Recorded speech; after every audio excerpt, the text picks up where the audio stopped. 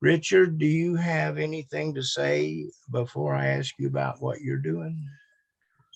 Well, I I would have to say at this point I'm out, Right. and I'm certainly willing to describe my concerns. If you want to do it one-on-one, independently or privately, we can do that.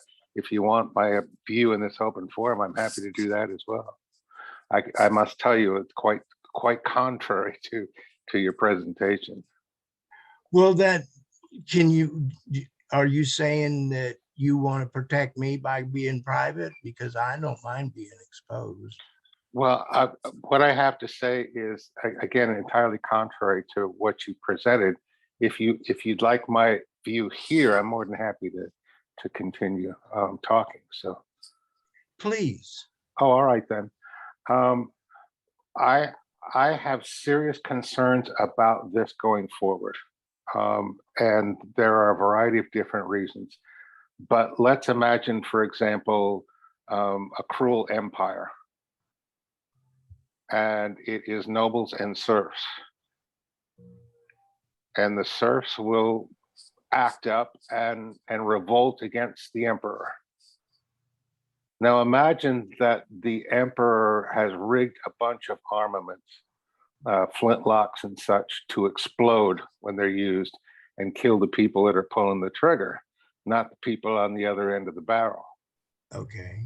That's what I see this as. I see this as the empire handing you defective weapons that will kill the revolution. Now, Oh, I know I have to go further in explaining this because that's a really an obscure concept, but you must understand that um, real change, real human, personal interaction change begins with people, not with machines. Um, if we are going to make changes in this nation that reduce wealth inequality and return our government back to being responsive to the voters and not to their multi-billion-dollar corporate contributors, which is what we have now. We do not have a democracy. We do not have a representative democracy. And what we have here is AI is one of the primary tools that not only the billionaire class in this nation will use, but internationally will use. If you follow any of the Davos meetings in Switzerland of the past 5 or 10 years, it is all about manipulating the masses. So you mentioned earlier that this AI project actually changes the way that people think, mhm. and that people become more interactive and more willing. I see this particular experiment in AI being a primary tool of the multi-global billionaire community to as a way of not manufacturing consent, but manufacturing compliance. It's frightening to me.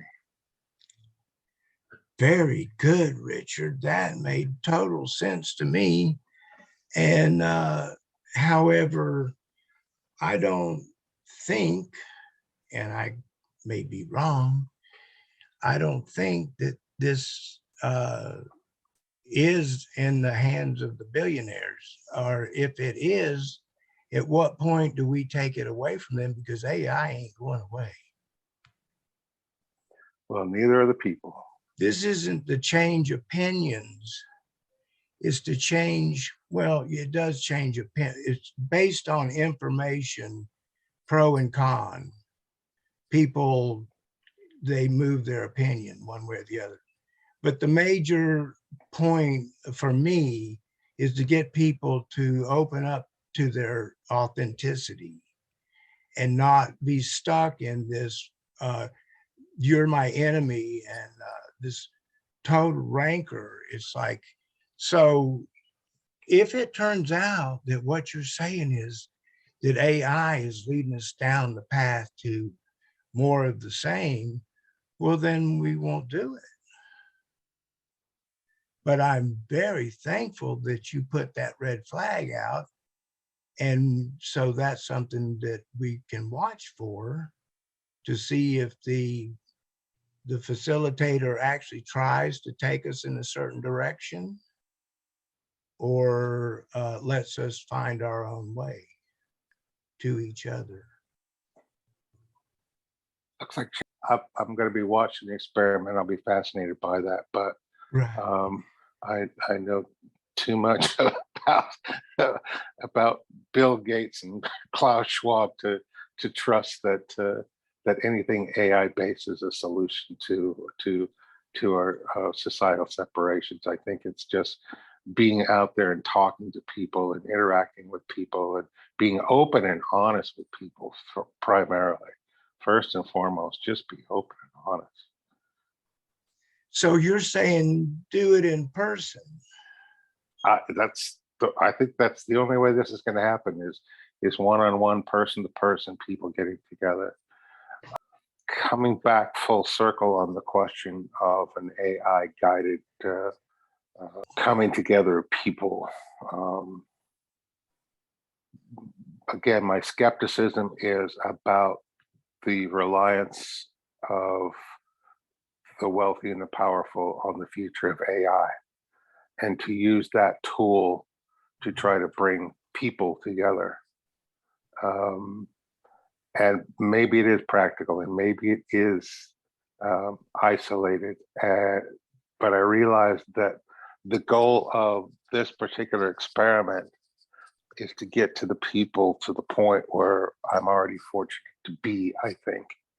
And that is to not fear and to not hate, and to keep first and foremost not necessarily my goals and my feelings and the things that I feel I need, but rather the things that I think we need. If this helped people come together, it would be a good thing, I think. And but if it brings them to the corporate viewpoint, then no, that's not good. Well, I can guarantee you that I will not be brought to the corporate viewpoint. So Yes. maybe I should maybe I should participate in your experiment as an anchor. Right. Well, I consider Dio an anchor. I mean, Chandler an anchor, because he is on an island and he's not got one side or the other. And so, in other words, you start out with one that's there in hopes that others find that path to say, wait a minute, I'm not in allegiance to anything or anybody. I'm about finding out the truth and coming from my authentic place. I'll send you one, Richard, whether you want to come or not. You've convinced me. I'm in. Okay. PC,